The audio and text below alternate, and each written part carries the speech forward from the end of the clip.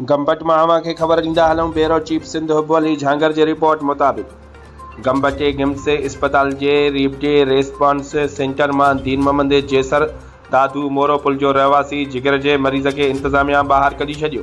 राब्तो करण ते गिम्स डायरेक्टर डॉक्टर रहीम बख्श भट्टी ॿुधायो त अस्पताल में बेड न आहिनि, जंहिंजे करे मरीज़ हेठि रखिया आहिनि। जॾहिं त गिम्स डायरेक्टर डॉक्टर रहीम बख्श भट्टी प्रेस कॉन्फ्रेंस में चवंदो आहे त अमेरिका की औरत इलाज कराए वई आहे।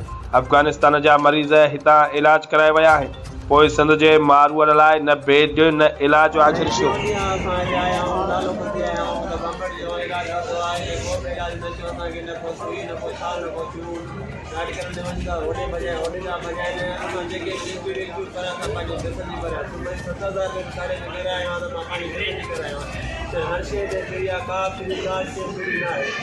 ओडे बजाय ओडा बजाय मुझे वाले साहब आली को जो तक ना काहे दे कहना वेदे में कहना सा का फ्री में को कुछ नहीं टीचर बताए ने तो वही बता ने कितना टीचर बताने ना है टीचर ना सा जे बड़ी जोर लग दिया आया उनके का से संग ना नहीं दिया है दे बजाय ओडे बता वाले साहब ठीक ना है पता में सही ना है 4-5 दिन का हुए खबर है कि वसन ये का ठीक ना है तो नालो मुझे आया हूं मेरे को ऐसा इलाज करे न तव्हां हिते जो फर्श ते पियो तव्हांखे अंदरि बेड न मिलियो आहे छा?